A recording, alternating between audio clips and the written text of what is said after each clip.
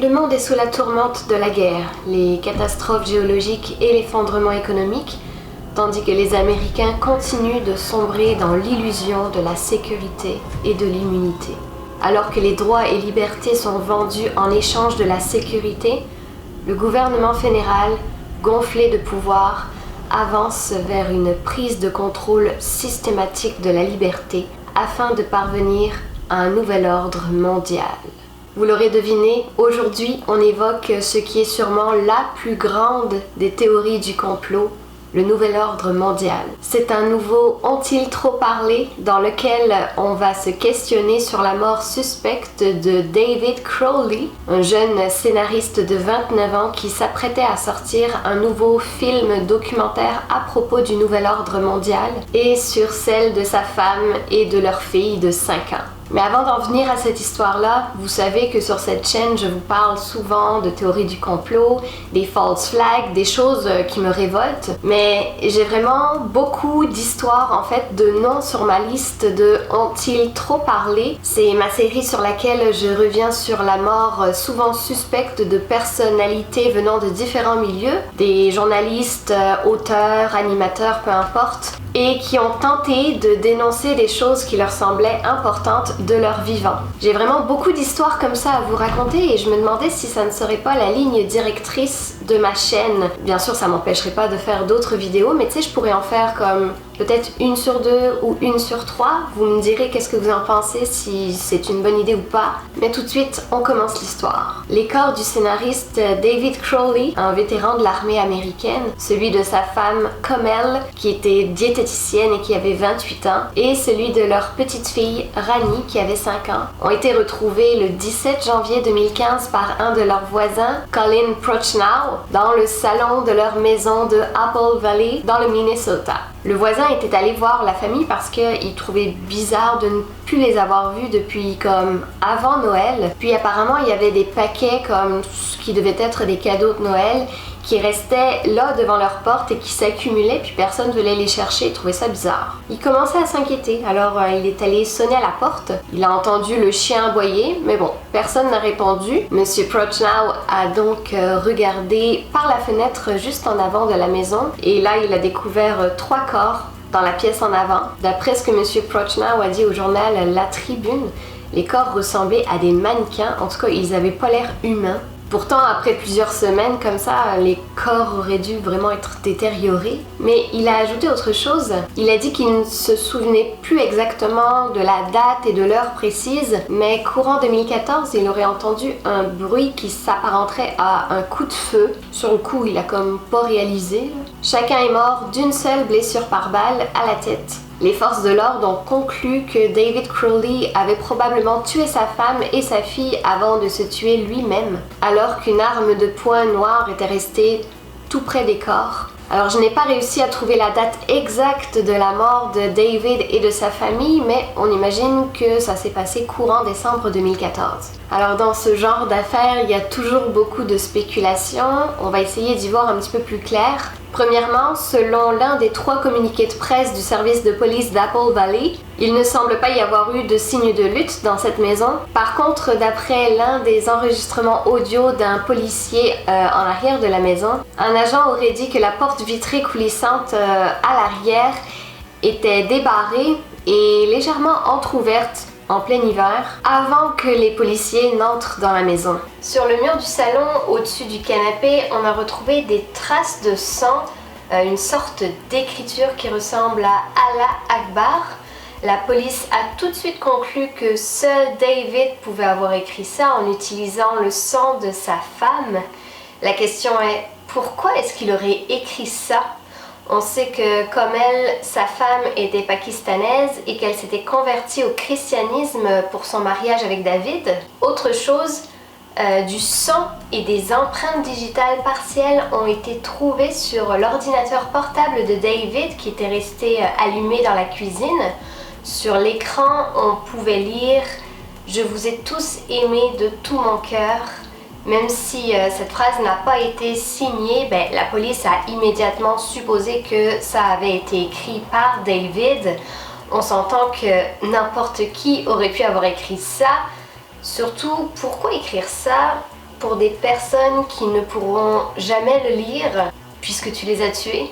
On a aussi retrouvé un bloc-notes dans la chambre à coucher sur lequel il y avait écrit la version la plus récente de Open the Rise et soumettez-vous à Allah maintenant. Le détective Bone, lui, il a rapporté que les empreintes digitales latentes trouvées sur le bloc-notes du bureau, elles ont révélé 2 empreintes correctes pour être identifiées.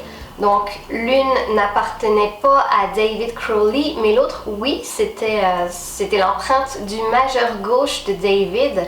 Bon, ça c'est un peu normal, c'est son bloc-notes, ses empreintes doivent apparaître.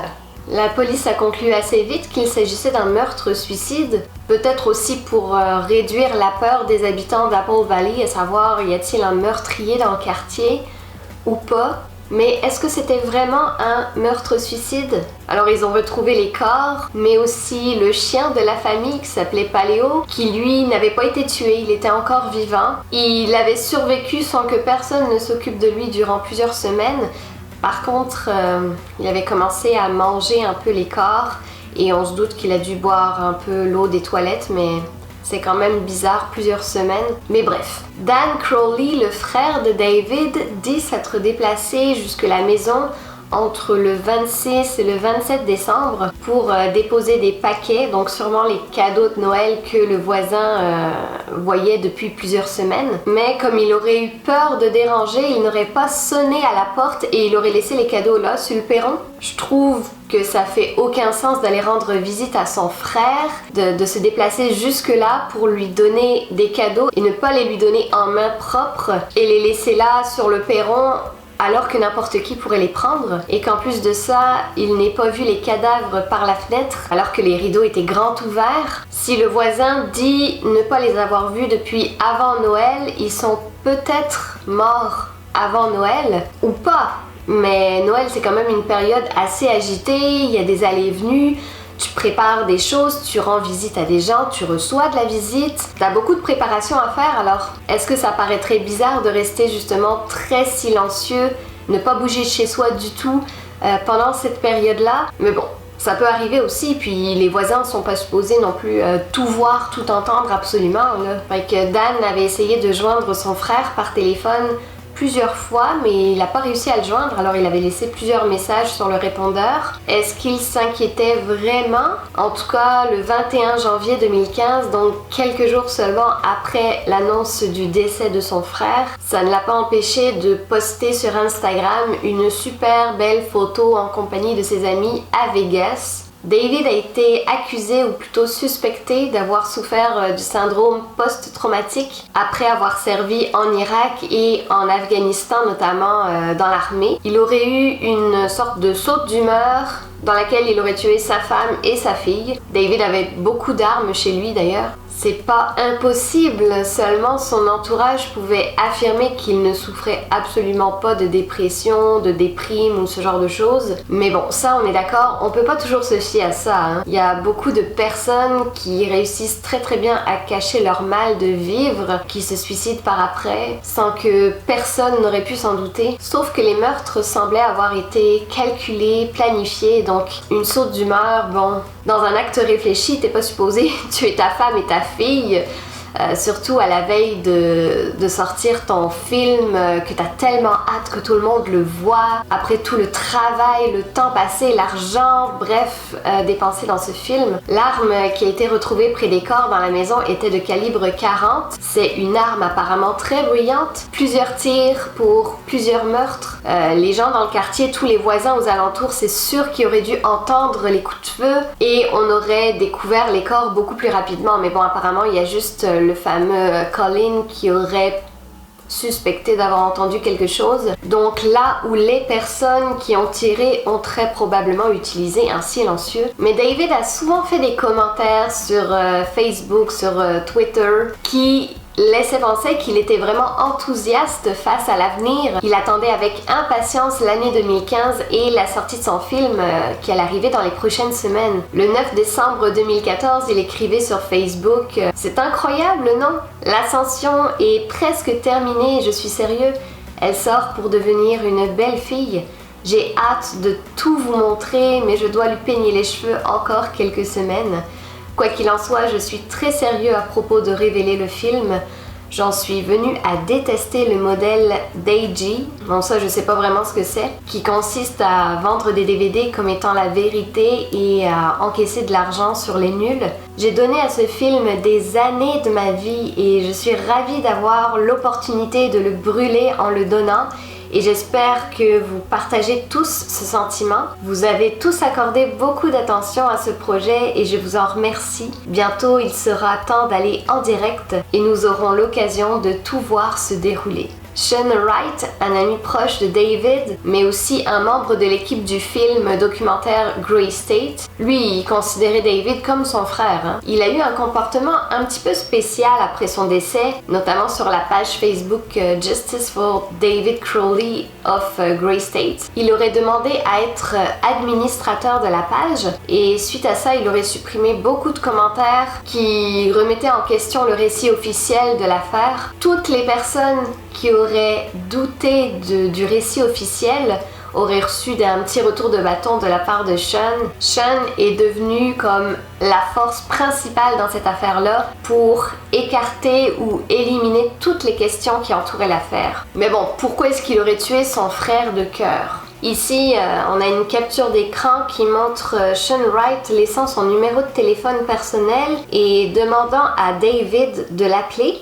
Bon, les noms sur la capture ont été brouillés, mais c'est le troisième commentaire. Premièrement, pourquoi tu donnes ton numéro à ton ami? Si c'est ton ami, bon, il est supposé déjà l'avoir, à moins qu'il vienne tout juste de le changer, mais bon, tu laisses pas ton numéro personnel au vu de tous sur Facebook, comme ça tu le donnes en privé. Mais bon, cette publication a été supprimée par la suite de la page. Mais ce qu'on remarque aussi sur cette capture, c'est que David dit « Vous êtes vraiment adorables les gars, j'espère que le film vous rend tous fiers.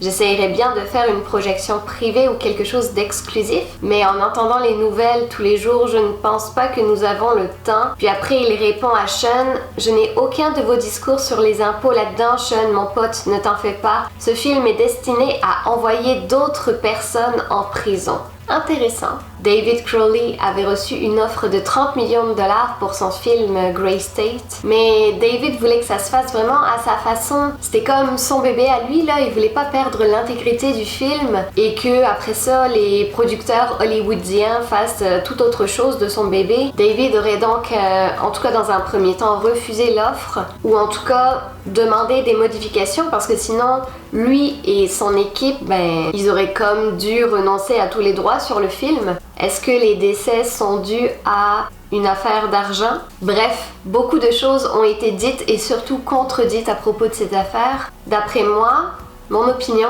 il n'y a aucune personne parmi ses proches qui paraissent vraiment suspectes. Mais bon, c'est ma conclusion à moi, vous me direz ce que vous en pensez. La dernière piste possible qu'on pourrait explorer, c'est celle du contenu de son film, Grey State. Si on comprend bien le scénario du film, David envisageait que les organisateurs du Nouvel Ordre mondial aux États-Unis mettraient en place le fichage de la population via des puces RFID. Ça, je vous en ai parlé déjà dans une précédente vidéo. Qu'est-ce que c'est? Elles seraient installées sur chaque être humain. On installerait des caméras vidéo chez les gens, comme dans le film 1984. Puis, bien sûr, une grosse crise économique serait déclenchée. Et une fois l'état d'urgence instauré, la FEMA pourrait comme apparaître et mettre les gens dans ces camps. On sème la peur, le terrorisme, l'état policier, la loi martiale, la guerre, les arrestations, l'internement, tout ça, la faim, la violence, la répression, tout ça serait devenu comme vraiment l'existence de la population, ce qu'elle serait devenue. Les voisins qui se retournent les uns contre les autres, les approvisionnements en nourriture qui sont épuisés, tout le monde est suspect d'être un terroriste. Il y a des rumeurs de camps de concentration sur le sol américain et d'ailleurs partout dans le monde. Il y a ceux qui risquent la mort pour garder leur libre arbitre et il y a ceux qui vendent leur âme pour pouvoir maintenir leurs pensées programmées et leur petit confort. Bref, en très gros, c'est le chaos. Mais beaucoup de monde ont remarqué en voyant les premières images du film, les trailers, là, que toutes ces choses-là existent déjà de façon plus ou moins cachée dans le monde réel. Et même s'il y a déjà eu plusieurs films et livres qui parlaient déjà de ce sujet-là avant, ben on peut imaginer qu'un film qui réunit beaucoup de faits transposables dans la réalité et qui puisse être compris par un maximum de personnes, ben ça pourrait éventuellement en contrarier certains. Tu peux demander à n'importe qui autour de toi dans la rue de s'informer à propos du nouvel ordre mondial, c'est sûr qu'ils en ont rien à faire, ils le feront pas. Mais alors, si tu leur proposes de le faire de façon passive,